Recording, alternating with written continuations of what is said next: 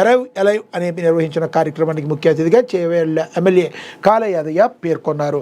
మరి మనకు తెలుసు హెల్మెట్ లేకుండా మరి ఎంత చెప్పినా కూడా ఇప్పటికీ కూడా కొంతమంది యువత, అందరూ అని అనం కానీ కొంతమంది యువత ఇప్పటికీ కూడా కొంతమంది పాదచారులను కావచ్చు, పక్కన వెళ్ళే వాళ్ళు భయభ్రాంతులకు గురి చేస్తూ కట్స్ కొడుతూ రకరకాలుగా వెళ్ళే వాళ్ళు కూడా ఉంటారు, ఆకతాయిలు ఉంటారు.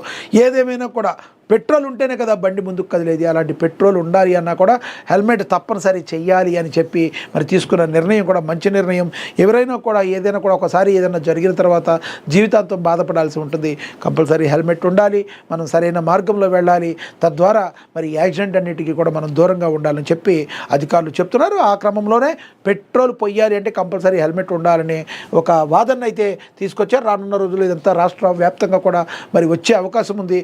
తద్వారా మరి కొంత మేలు చేకూరి అందరూ కూడా హెల్మెట్ యూజ్ చేసేది పెరిగే అవకాశాలు స్పష్టంగా కనబడుతున్నాయి. ఇక అదేవిధంగా అంగరంగ వైభవంగా గోదా రంగనాథుల కళ్యాణం అని కూడా ప్రచురించారు. ఇక త్వరగా కోలుకోవాలని కంది శ్రీనివాసరెడ్డి బాధలో దుఃఖంలో ఉన్న కుటుంబాలకు ధైర్యం చెప్తూ అండగా నిలబడతారు. Adilabad Congress party assembly incharge Kandi Srinivasa Reddy ఆప్తులను, కుటుంబ సభ్యులను కోల్పోయి పుట్టెడి దుఃఖంలో కుటుంబాలకు అనారోగ్యంలో బాధపడుతున్న వారి చెంతకు వెళ్ళి పరామర్శించి నేనున్నానంటూ కొన్నంత భరోసా కల్పిస్తారు. ఆదిలాబాద్ పట్టణంలోని ప్రైవేట్ హాస్పిటల్లో అనారోగ్యంతో చికిత్స పొందుతున్న ఆదిలాబాద్ రూరల్ మండలం చాందా టీ గ్రామానికి చెందిన బొజ్జ వెంకటేష్ను గుండె జబ్బుతో బాధపడుతున్న పట్టణంలో దస్తాపూర్ కాలనీకి చెందిన ప్రజ్ఞా కుమార్ను అతని నివాసానికి వెళ్లి పరామర్శించారు.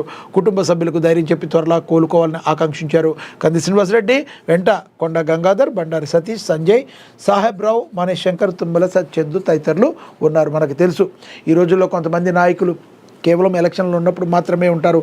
అలా కాకుండా అనునిత్యం కూడా ప్రజల్లో ఉంటూ ప్రజల కోసం పనిచేస్తూ వాళ్ళకి ధైర్యం చెప్పే నాయకులు కొంతమంది ఉంటారు. అలాంటి కొంతమంది నాయకుల్లో అరుదైన నాయకుల్లో కంది శ్రీనివాసరెడ్డిని మనం చెప్పుకోవచ్చు.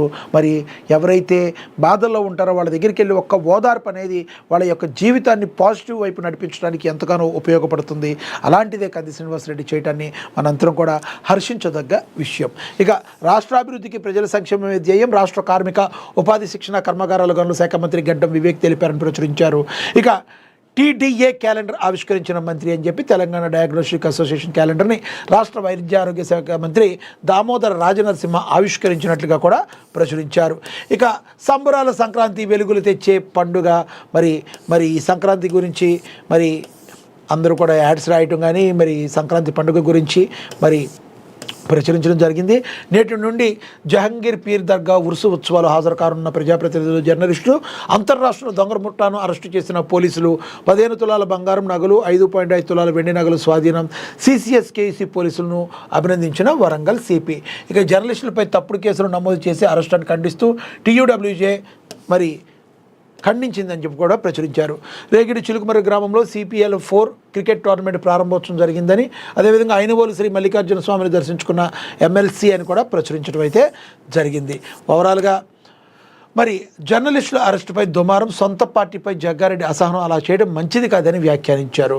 మరి మహిళా IASను కించపరిచేలా ఆరోపణలు చేశారని, కథనాలు ప్రచారం చేశారని కొన్ని మీడియా సంస్థలు యూట్యూబ్ ఛానల్పై హైదరాబాద్ సెంట్రల్ క్రైమ్ స్టేషన్లో కేసు అయితే నమోదైంది. అంతేకాకుండా సీఎం రేవంత్ రెడ్డి ఫోటోలు అసభ్యకరంగా సోషల్ మీడియాలో పోస్టులు చేస్తున్నారని కేసు నమోదైంది. ఈ కేసులో విచారణ చేపట్టడానికి హైదరాబాద్ CP సజ్జనార్ నేతృత్వంలో 8 మందితో కూడిన ప్రత్యేక దర్యాప్తు బృందాన్ని ఏర్పాటు చేసిన ప్రభుత్వం ఈ కేసులో దర్యాప్తు ముమ్మరం చేసిన సిట్ అధికారులు మంగళవారం మరి అర్ధరాత్రి పలువురు జర్నలిస్టులను అరెస్ట్ చేశారు. దీంతో తెలంగాణ రాజకీయాల్లో పెద్ద దుమారమే చెలరేగింది. ప్రభుత్వ తీరుపై కాంగ్రెస్ సీనియర్ నేత TPCC వర్కింగ్ ప్రెసిడెంట్ జగ్గారెడ్డి అసహనం వ్యక్తం చేశారు.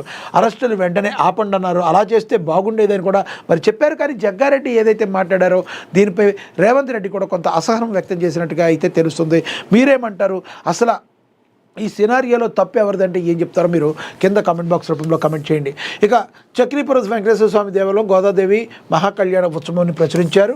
అదేవిధంగా కేంద్రం నుండి నిధుల వరద కొనసాగాలంటే కరీంనగర్ పీఠాన్ని బీజేపీకి అప్పగించండి అని కరీంనగర్ ప్రజలు కేంద్ర మంత్రి బండి సంజయ్ విజ్ఞప్తి చేశారు. సంజయ్ సమక్షంలో బీజేపీలో చేరారు మాజీ కార్పొరేటర్ బండారు వేణు. కేసీఆర్ను విమర్శించేందుకు కవిత చాలు, మంత్రి కోమటిరెడ్డి వెంకటరెడ్డి.